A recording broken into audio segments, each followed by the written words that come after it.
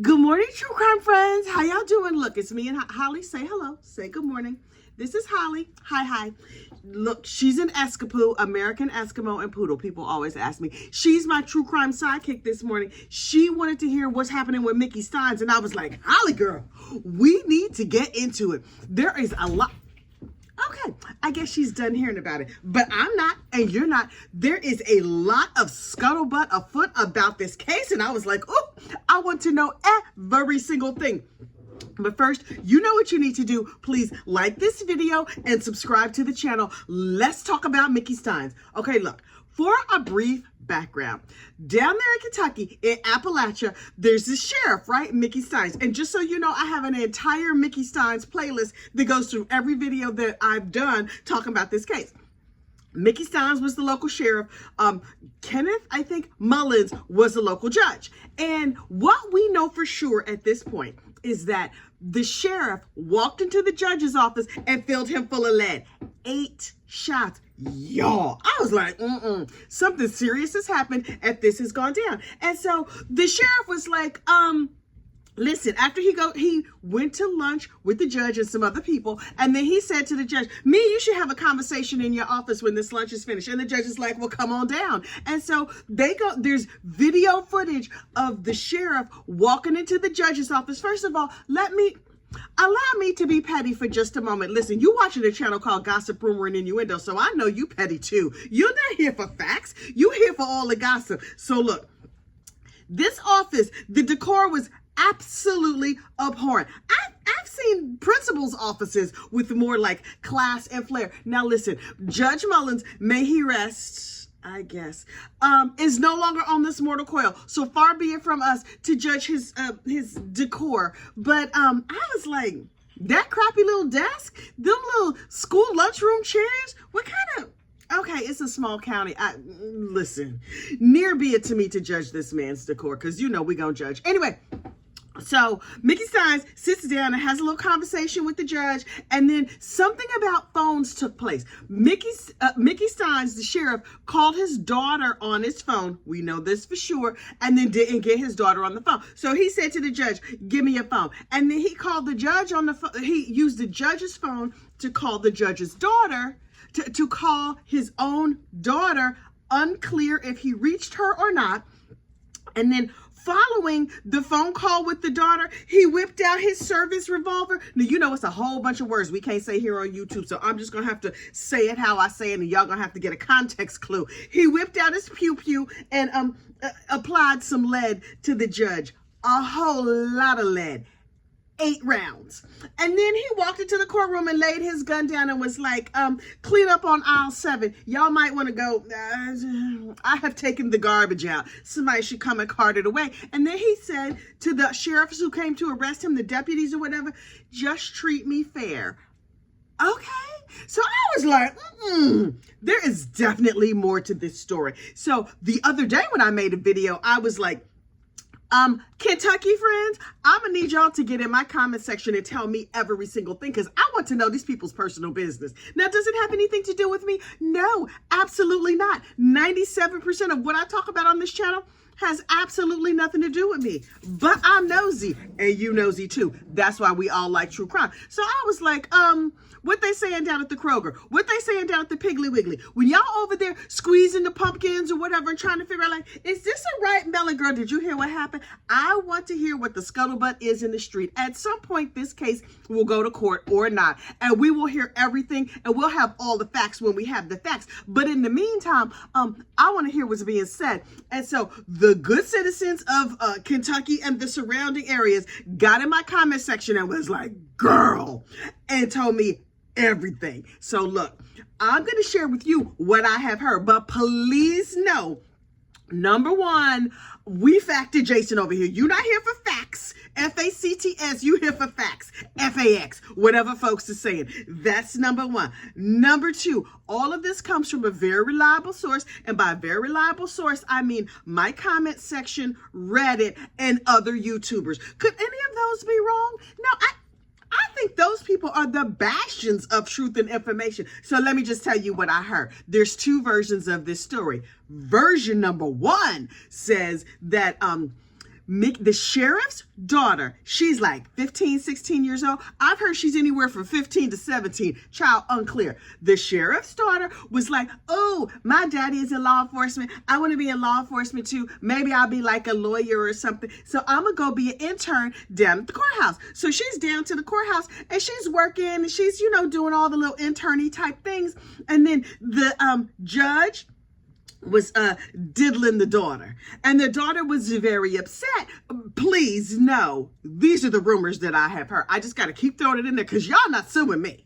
Anyway, apparently the judge was doing nasty things to the sheriff's daughter, and the sheriff's daughter was very upset, and her grades were falling and she wasn't eating and all these terrible things was happening. And so her parents were like, oh, that's terrible, girl, we're gonna send you to therapy. So they sent her to therapy, and the therapist was like, okay, that sounds real bad. Here's a diary, because the girl reportedly did not tell her parents what was going on, but told the therapist what was going on. And the therapist was like, here's a journal. You should write out all your thoughts and feelings. In my mind, it's like one of those little journals with a lock on it, and you keep the tiny little key, and it had like Winnie the Pooh or something on the cover of it. I don't know that actually happened, but I feel in my spirit like that's what happened. So anyway, she wrote all her feelings in her journal, and then she hid it in her room. And then her mama was like, my baby is not getting any better. I don't know what's going on. And so then she went and dug around in the child's room and was like, what do we have here? Wait, what? The judge did what? And so of course she's like, boop, boop, boop, boop, boop. Hello, husband, who is a big gigantic human and also carries a gun.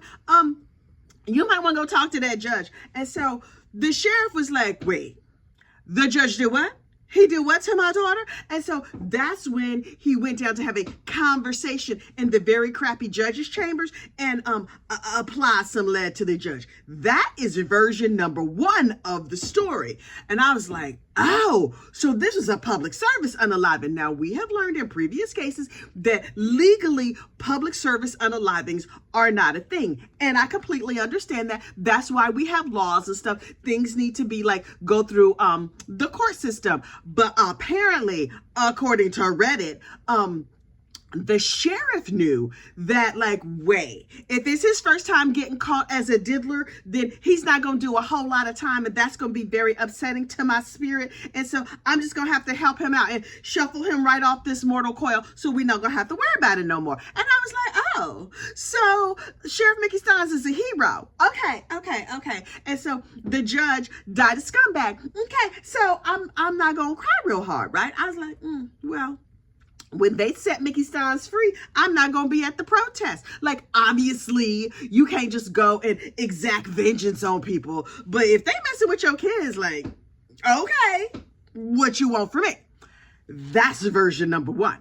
And then I started hearing version number 2 of the story. And I was like, well, hold on now. Let's find out what happened. So version number 2 of the story is that, yes, the daughter was down to the judge's chambers and she was talking to the judge, and her and the judge was real friends. But version number 2 says that Sheriff Mickey Stines was domestically assaulted. Like, he was, like, not so nice to the wife and kids down there at the house. And that the judge was like, oh, don't worry, I'm going to help you out. I'm going to help you get away. And so the judge was trying to help rescue the family from the sheriff. And then the sheriff found out about it and was like, well, what you're not going to do is interfere in my family business. And then he went and met in the sheriff's office and then applied some lead to him. One way or the other, I don't know what happened. Either Judge Mullins is overeating at the Endless Heaven buffet. Hey, Judge, I'll see you in the key lime section, because I love me some key lime pie. If he's there, I don't know which version of this story is true. One of the quotes that I heard, though, was that apparently when the sheriff was arrested, he said, after he dispatched with the judge, he said, just treat me fair. Okay. Another quote that is attributed to him is that he said they were trying to kidnap my wife and child. And I'm like, well, wait now. The kidnap the wife and child thing doesn't make sense if there was a problem with the daughter. But they're trying to kidnap my wife and child makes sense if the judge was trying to rescue the wife and child from a domestic situation. Now, folks are saying that all over Mickey Stines, the sheriff's what do you call it? His Facebook page. Oh, it's him and his child, and he loved them so much. But listen, you don't know what be happening behind closed doors in people's houses. And so I'm like, they had a probable cause hearing the other day where they showed the whole video, and it showed the sheriff walking in. The sheriff is a very big man. I'm telling you, this man is probably 6'100", like maybe 6'5" or something like that, 300 and change. He's a big dude. He's a big dude. And no matter what happens when he goes to court, he just sits there, he's patient and whatever. I don't know facts, as I previously stated, but what I feel in my spirit, the degree of calmness and patience that Mickey Stines is demonstrating in court, either he's a total sociopath or he feels like he's in the right. I personally think he feels like he's in the right. He's like, well, that man messed with my child, so what you want from me? And I am very much team, you mess with my family, karma might show up in the body of a 6'5" sheriff who's going to dispatch you and shuffle you right on off this mortal coil. Now listen, what really happened? Unclear. What's gonna happen? More of this will be revealed. Now, this could potentially be an unalive penalty case in the state of Kentucky, because you can't just be going around doing stuff to judges. The government and the local people, that they don't like that much. That's not gonna make you popular. But if this was not a premeditated unaliving, if it was like EED, extreme emotional distress, then they might be like, oh, that's manslaughter, and please don't manslaughter nobody again, and then they just send you home. I do not know. But more will be revealed. Look, let me slip in here a little bonus case for you, because there's something else that I'm following that is of interest to me. Again, also absolutely none of my business, but that has never stopped me before, so why would it stop me now? And that is that there's some gossip afoot about a fellow Jersey girl, right? Miss Wendy Williams. Now look, Miss Wendy Williams had herself a little gossip show down there on the Fox News station or whatever, and she was bringing you the local gossip every day. And I've been following Miss Wendy for years and years, since like the early 90s, right? Before the whole world knew about Wendy Williams, the New York Tri-State knew about Wendy Williams. And even if folks would not acknowledge necessarily being Wendy Williams fans, but everybody was listening to what Wendy had to say, because Wendy had that good, right?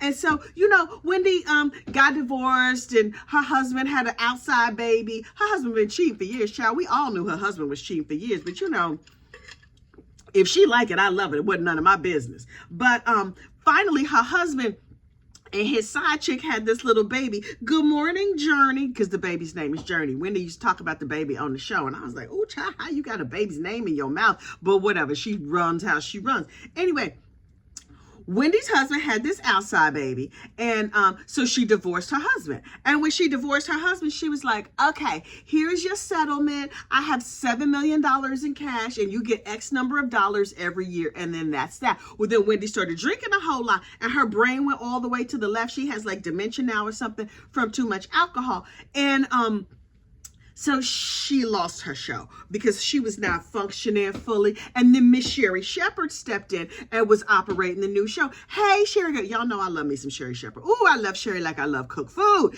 Anyway, so Sherry's over there doing the Sherry show now. It's not the Wendy show no more. It's the Sherry show. And Wendy is off over at the nervous hospital trying to like relax and get her brain back together. Well, while she's over there relaxing, trying to get her brain back together, her husband, Kevin Hunter, is like, excuse me, me and my mistress and our outside baby, we over here living in a van down by the river. So could you please throw us some more of your money? And Wendy is like, no habla inglés. I don't know what you talking about. Please leave me the heck alone.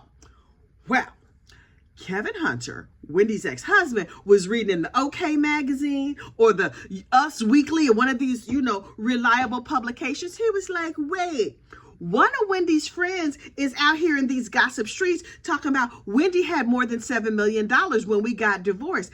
Did she hide money from me? I think she's worth like $50 million or something like that. So Kevin wants the judge to undivorce the divorce. Excuse me? First of all, I did not know that you could have a divorce dissolved.